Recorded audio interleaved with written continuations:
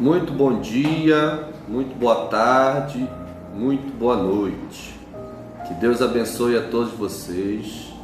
Estamos começando mais um vídeo para darmos continuidade ao estudo que nós estávamos fazendo sobre a eternidade.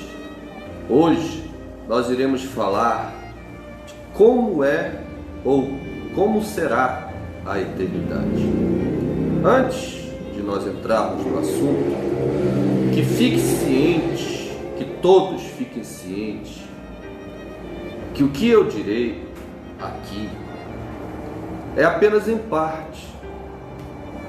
O apóstolo Paulo diz que em parte entendemos, em parte profetizamos, mas quando vier o que é inteiro, o que é eterno, o que é em parte será logo deixado. Então, tudo que eu for explanar aqui pelo Evangelho é apenas em parte, porque o próprio Paulo diz que jamais subiu ao coração do ser humano o que Deus tem preparado para aqueles que o amam. Então, de largada, a gente tem que entender que esses fragmentos que eu vou dizer aqui são realmente fragmentos, porque a eternidade é algo indescritível, é algo inimaginável, será surpresas e surpresas indizíveis. Não há linguajar, não há fala humana para descrever o que nós iremos viver, presenciar e sentir no nosso ser, na nossa alma, quando nós estivermos na eternidade com Cristo. Então, que fique claro que isso aqui é apenas um paliativo do que vai ser a vida eterna. O primeiro ponto que eu gostaria de dizer sobre a vida eterna é que os nossos corpos serão iguais aos de Cristo, porque diz assim no livro de Filipenses, no capítulo 3 e no versículo de número 20: pois a nossa pátria está nos céus, de onde também aguardamos o Salvador, o Senhor Jesus, o qual transformará o nosso corpo de humilhação para ser igual ao corpo da sua glória, segundo a eficácia do poder que ele tem. Aqui também, no livro de 1 Coríntios, no capítulo de número 15, Paulo diz assim, a partir do verso 51: eis que vos digo um mistério, nem todos dormiremos, mas transformados seremos todos, transformados. No momento, no abrir e fechar de olhos, ao ressoar da última trombeta. A trombeta soará, os mortos ressuscitarão incorruptíveis, e nós seremos transformados, porque é necessário que este corpo corruptível se revista de incorruptibilidade, e de que este corpo mortal se revista de imortalidade. Então, o nosso corpo será como o do nosso Senhor Jesus Cristo. E como era o corpo de Jesus ressuscitado, ressurreto, não o corpo que ele tinha antes da ressurreição, mas o corpo ressuscitado de Jesus, está aqui no Evangelho de João, no capítulo 20, diz assim, versículo 19: ao cair da tarde, ao cair do dia, o primeiro da semana, trancadas as portas da casa onde estavam os discípulos com medo dos judeus, veio Jesus, pôs-se no meio e disse-lhes: paz seja convosco. No versículo 26, ele diz assim: passados 8 dias, estavam outra vez ali reunidos os seus discípulos, e Tomé com eles. Estando as portas trancadas, veio Jesus, pôs-se no meio deles e disse-lhes: paz seja convosco. Então, como Paulo diz, o nosso corpo será glorificado como o corpo de Jesus. Este corpo mortal será revestido de imortalidade, será revestido de algo que transcende esta dimensão. Será um corpo que poderá vagar por outras dimensões, como aqui. Jesus, ele transportava paredes, estava todo mundo trancado lá. Aí veio Jesus e pôs-se no meio deles. Ou seja, ele estava em uma dimensão diferente da dimensão espaço-tempo que nós vivemos. E quando ele veio apresentar-se aos seus discípulos, ele apareceu do nada, absolutamente do nada. Ele simplesmente não viu obstáculo, não viu as paredes como obstáculo, ele simplesmente apareceu com o corpo dele glorificado. E é justamente este tipo de corpo que é imortal, que é incorruptível, que pode estar em outras dimensões ao mesmo tempo, é o corpo que nós estaremos e provaremos. Porque, meus amigos, eu vou dizer para vocês uma coisa. No final eu vou dizer isso, mas a partir do Evangelho. Mas eu vou dizer logo de cara para vocês: nós vamos viver algo inimaginável.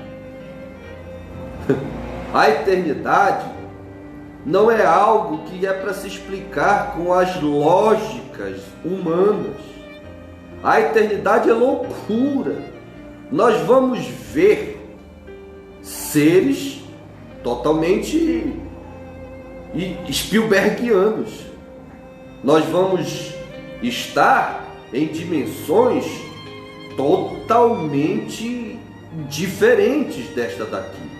Por isso que Paulo diz que não subiu ao coração humano, porque não subiu mesmo, porque não tem como a gente compreender, e nem muito menos tem como nós transpassarmos para os outros com uma linguagem humana. Não tem como. Então, esse corpo glorificado que nós teremos é um exemplo de que nós poderemos vagar pelas dimensões. Nós iremos vagar por diversas dimensões. Porque eu não sei se você sabe, nós não temos somente essa dimensão espaço-tempo. Os cientistas que estão começando a perceber certas coisas a partir da revelação de Cristo, já entendem que há no mínimo 11 dimensões. No mínimo. Então, por aí a gente já pode ter uma vaga noção de que nós poderemos vaguear por dimensões diferentes na eternidade. É uma conjectura, não é uma afirmação, mas dá margem, o Evangelho dá margem de nós pelo menos supormos, não é mesmo?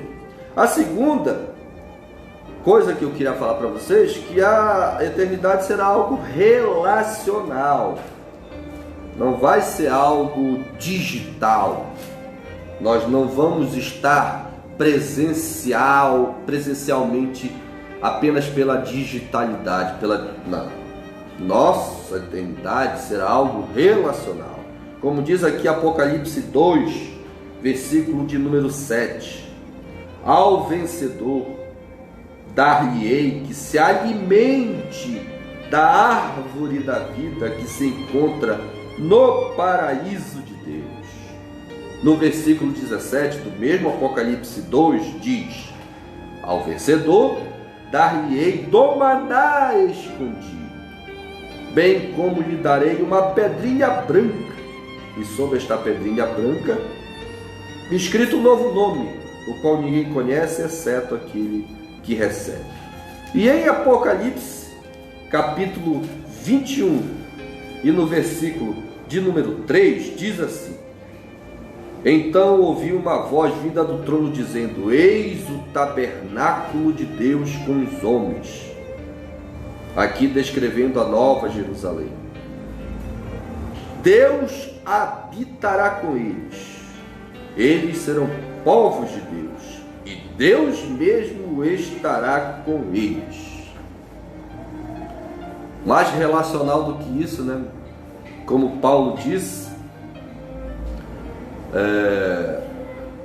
nós seremos conhecidos, nós conheceremos, assim como nós somos conhecidos por Deus. Haverá uma relacionalidade. Quando ele fala ao vencedor, dar-lhe que se alimente da árvore da vida, ora, quem é a árvore da vida? O que Jesus disse? Eu sou a ressurreição e a vida. Eu sou o caminho, a verdade e a vida. A árvore da vida. Eu sou a figueira, a videira verdadeira, e vós sois os ramos. Quando Jesus está falando, quando Jesus está dizendo, dar-lhe-ei que se alimente da árvore da vida, Jesus está falando, eu mesmo irei alimentá-los. Eu mesmo estarei presente com vocês, assim como aqui em Apocalipse 21. Deus mesmo estará com eles. Deus mesmo habitará com eles. Eles serão povos de Deus. Então, haverá uma relacionalidade entre nós e o próprio Pai, o próprio Deus. Não haverá intermediário. Não haverá mais, não será mais necessário fé, porque nós não precisaremos mais de fé para crer, porque nós veremos face a face. A fé vai sumir, porque o que antes a gente precisava para crer, a fé, nós não necessitaremos mais, porque nós veremos a Pai.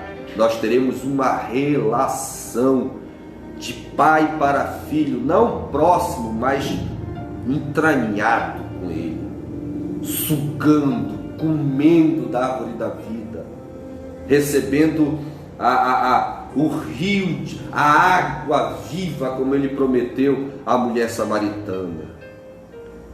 Terceira coisa que eu queria falar para vocês é que nós receberemos uma nova identidade. Como eu acabei de ler para vocês, Apocalipse 2:17 diz: ao vencedor dá-lhe o maná escondido, né? O maná escondido é o próprio Cristo, né? Eu sou o pão vivo que desceu do céu. Bem como lhe darei uma pedrinha branca, e sobre esta pedrinha escrito um novo nome, o qual ninguém conhece, exceto aquele que o recebe. Esse novo nome que Jesus está dizendo é uma nova identidade, é uma nova criação dentro de cada um de nós. Nós seremos recriados, não apenas o nosso corpo, mas principalmente o nosso espírito, a nossa consciência, a nossa mente. Nós seremos seres totalmente renovados, incorruptíveis, como diz Paulo. E aquilo que é corruptível receberá a incorruptibilidade.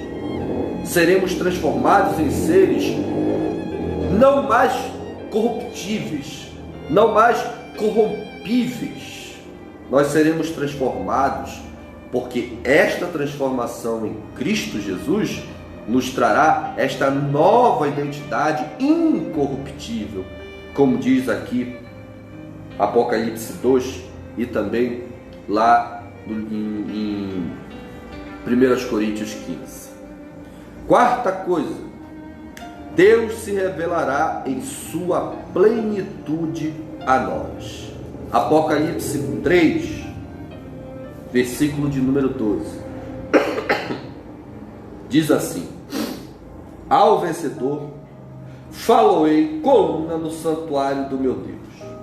e daí jamais sairá. Gravarei também sobre ele o nome do meu Deus, o nome da cidade do meu Deus, a nova Jerusalém que desce vinda da parte do Senhor, e o meu novo nome. Esse novo nome do qual nós teremos acesso não tem nada a ver com o nome Jesus. O nome Jesus vai sumir, que é para que você entenda também. O nome Jesus vai subir, porque Jesus está dizendo aqui: eu darei a eles um novo, eu darei para eles o meu novo nome. O nome Jesus vai sair e nós conheceremos esse Deus não mais a partir do Filho do Homem, que era Jesus, porque Jesus é aquele que apresentou Deus a nós, porque ele era Deus, ele é Deus. E nós só conhecemos em parte Deus porque nós temos a Cristo como o único espelho de Deus, porque ele é a imagem do Deus vivo. Ele é a imagem do Deus vivo, ele é a plenitude de Deus. Para nós, homens, apenas com uma percepção parcial. Não é a integridade. Jesus não tinha como mostrar-se na sua integridade. Não tinha como. Nenhum ser humano está preparado psicologicamente, emocionalmente, para receber essa plenitude eterna. Por isso que o nome Jesus sairá e entrará o Deus eterno com esse novo nome, ou seja, essa expansão do eterno para todo sempre, porque nós, na relacionalidade que teremos com ele, o conheceremos profundamente como nós somos dele conhecidos, como diz Paulo. Perdão. Aqui em 1 Coríntios 13, no versículo 12, ele diz assim, 1 Coríntios 13, versículo 12: porque agora vemos como em espelho, obscuramente, como diz Paulo, né? Então veremos face a face, face a face. Agora conhecemos em parte, então conhecerei como também sou conhecido. Então ele vai se revelar a nós, e nós não precisaremos mais da referência Filho do Homem Jesus, porque ele vai se mostrar, se revelar na sua integridade. Aleluia. Quinta coisa que eu tenho para falar para vocês sobre a eternidade: teremos a plenitude corporal, mental e espiritual. Ou seja, nós teremos a nossa capacidade cerebral aumentada numa dimensão inimaginável.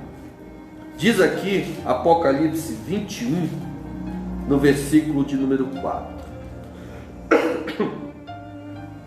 ele lhes enxugará dos olhos toda a lágrima. Bom, nós só choramos porque ou nós estamos sofrendo, e a naturalidade do choro é de dor física, quando nós quebramos um osso, quando nós perfuramos um pé, quando nós sofremos um baque, ou quando nós estamos sofrendo na alma, quando nós estamos sofrendo lá no nosso íntimo, o choro, ou quando nós estamos muito felizes, muito alegres, que nós não temos a possibilidade de nos conter, e nós choramos. Então, como ele diz aqui, que ele nos enxugará dos olhos toda lágrima, ele está falando que não haverá mais dor, não haverá mais sofrimento, para que nós venhamos a chorar. Não haverá mais dor, não haverá mais sofrimento, não haverá dor física, não haverá dor espiritual, não haverá dor na alma, para nós sofrermos a partir dessas dores. E a morte, aquilo que nos separa, essa ruptura, já também não existirá. Não existirá mais ela. A morte será tragada pela vitória, como diz Paulo. Já não haverá luto, já não haverá afastamento de entes queridos, nem pranto, nem angústia, nem sofrimento, nem dor, porque as primeiras coisas passaram. As primeiras coisas passaram. Então, essa angústia que nós temos aqui, esse sofrimento, seja pela temperatura, seja pelo frio polar, seja pelo frio da água, seja pela dor da traição, seja pela dor da injustiça, seja pela dor da mentira descoberta, seja pela dor da aflição, pelo que se espera de ruim para a vida sua ou para a vida do próximo, essas dores que compõem a nossa vida humana, elas vão sumir. Já não haverá morte, já não seremos mais separados dos entes que nós amamos. Por isso não haverá mais dor, não haverá mais sofrimento nem luto, plenitude corporal, plenitude do corpo, não haverá mais dor para sentir e para se angustiar no nosso corpo. Não haverá mais dor mental, não haverá mais doenças mentais de nenhuma natureza e nem muito menos espiritual, porque nós estaremos revestidos de incorruptibilidade. Nós não seremos mais suscetíveis a nenhum tipo de corrompimento. Estaremos revestidos de imortalidade. Sexta coisa que eu queria dizer para vocês: não haverá religião. Graças a Deus. Não haverá mais religião. Apocalipse, capítulo de número 21, versículo de número 22. Graças a Deus não haverá mais religião. Falando, descrevendo a nova Jerusalém, o João diz assim, ele estava descrevendo tal, o fundamento, as portas, a muralha da cidade. Aí no versículo 22 ele chega e diz, nessa nova Jerusalém, nessa nova dimensão, não vi santuário, porque o seu santuário é o Senhor, o Deus Todo-Poderoso e o Cordeiro. Não haverá mais divisão, porque você sabe que o que mais divide os seres humanos é a religião. O povo evangélico, ele é constituído de milhares de denominações que não falam-se umas com as outras. Quando falam-se, é apenas em prol de um bem comum, e esse bem comum geralmente é material, nunca é espiritual, sempre material, sempre querendo um apoio aqui, um terreno ali, uma lei favorável acolá. Quando eles se unem, entre aspas, é apenas para beneficiarem a si próprios. Mas entre eles há uma divisão insolúvel. A divisão já vem, a raiz dessa palavra, ela já vem de divisor, diabolos, que quer dizer o inimigo, o divisor. Então, aonde tem religião, meus amigos, tem divisão. E aonde tem divisão, tem diabo. Por isso que na Nova Jerusalém não haverá religião, não haverá catolicismo, nem evangelicalismo, não haverá católicos e crentes, não haverá budistas, não haverá muçulmanos, não haverá nenhum tipo de ismo. O que haverá será gente que ama os outros,